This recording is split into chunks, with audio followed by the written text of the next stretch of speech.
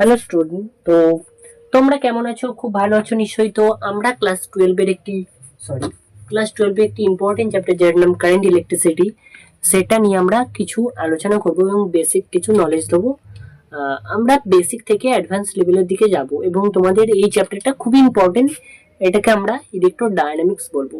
Dynamics মানে মোশনে আছে কোনো কারেন্ট। ইলেকট্রো मतलब কারেন্ট, কারেন্ট মোশনে আছে তাকে এই চ্যাপ্টারে নিয়ে কারেন্ট সবসময় মোশনই থাকবে, ঠিক আছে। তো এই চ্যাপ্টারটার খুবই ইম্পর্টেন্ট চ্যাপ্টার, জি এর পয়েন্ট ভিউ এসে এবং নিটের ক্ষেত্রেও ইম্পর্টেন্ট, ঠিক আছে। তো স্টার্ট করো করো ঠিক আছে। তো নাম হচ্ছে কারেন্ট ইলেকট্রিসিটি, ঠিক আছে। কারেন্ট বলবে তাহলেই হবে, ঠিক আছে। তো ফার্স্ট অফ অল আমরা বলবো charge in rest. Charge in rest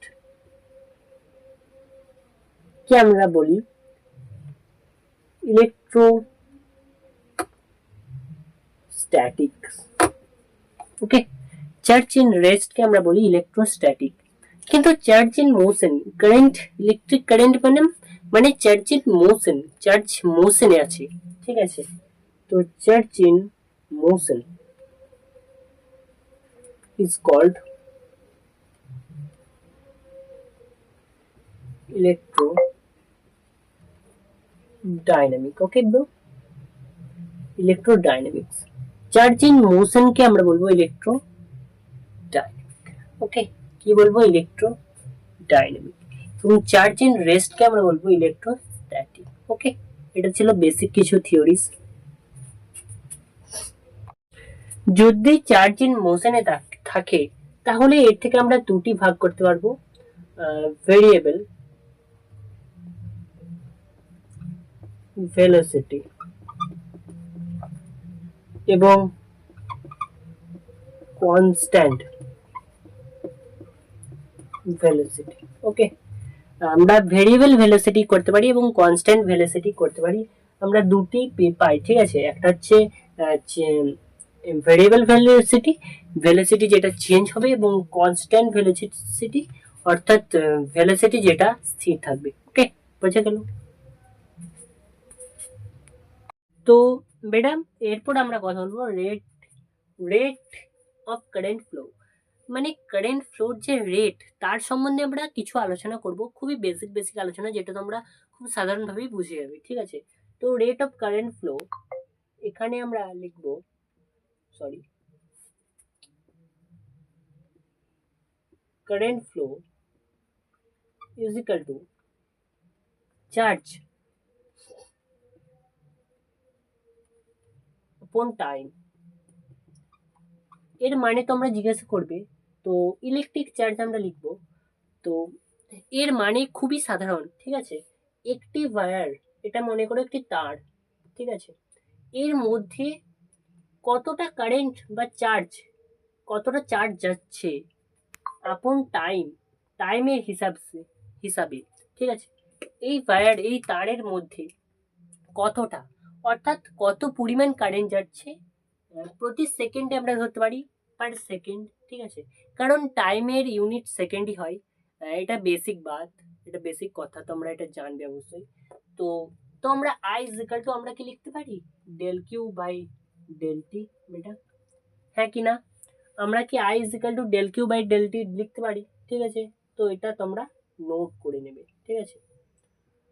তো আমরা একবার রিভিশন করে নেবো এখানটাকে, খুব বেসিক টপিক এটা। Rate of current flow is equal two electric current আপন টাইম। একটা ওয়্যারের মধ্যে যে কিউ পরিমাণ কারেন্ট টি সময় ধরে যাচ্ছে, তো আমরা কি লিখতে পারি? I is equal to del Q by del T. আমরা খুব ভালোভাবে লিখতে পারি, sorry, I is equal to Q by T. Okay, Q by T, ঠিক আছে। এটা তোমরা নোট করে নেবে প্লিজ। তো তো আমরা কিছু বেসিক টার্মস নিয়ে আলোচনা করব, যেটা তোমরা অলরেডি নোইং, তোমরা এটা অবশ্যই অলরেডি জানো, ঠিক আছে। তো প্রথমত আমরা বলবো যে I is equal to DQ by DT. এটা আগের পার্টে করলাম, ঠিক আছে। আমি আবার করলাম কারণ এটা দরকার আছে, ঠিক আছে, এটা তোমরা নোট করে নেবে। এরপর আমরা করব যে ডিকিউ, কিউ বাই টি আমরা লিখতে পারি এটাকে। Q is equal to charge, charge upon time, ঠিক আছে, চার্জ আপন টাইম, এটা আমরা জানি, we know it, known in, ঠিক আছে। তো চার্জ তোমরা দেখতে পাচ্ছ নিশ্চয়ই। তো চার্জের একক কি, কুলম পার টাইম, ঠিক আছে। তো I is equal two coulomb per time, coulomb per second আমরা লিখবো, কুলম পার সেকেন্ড লিখবো আমরা, ঠিক আছে। তো কুলম পার সেকেন্ডকে আমরা অ্যাম্পিয়ার লিখতে পারি। ওকে, সরি বানানটা ভুল হয়ে গেছে, আমরা অ্যাম্পিয়ার লিখবো, ঠিক আছে। তো এটা কিছু বেসিক কথা ছিল, যেটা তোমরা অলরেডি জানো, অর্থাৎ না জেনে থাকলেও তোমরা এটা খুব ইজিলি বুঝতে পারবে।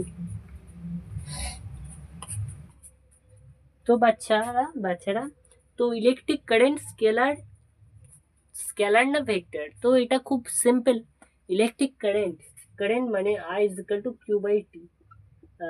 আই কারেন্টের নির্দিষ্ট দিক আছে, আমরা এটা জানি। তো ডিরেকশন আছে এবং ম্যাগনিটিউডও আছে। তো তোমাদেরকে বললে এরপর বলবে, তোমরা বলবে স্যার এটা তো স্যার এটা তো ভেক্টর কোয়ান্টিটি, বাট এটা স্কেলার কোয়ান্টিটি, ঠিক আছে, স্কেলার। কারণ হচ্ছে it's not follow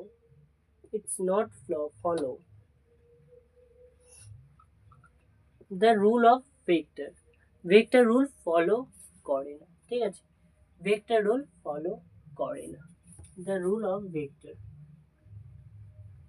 rule of vector, okay, vector law follow করে না।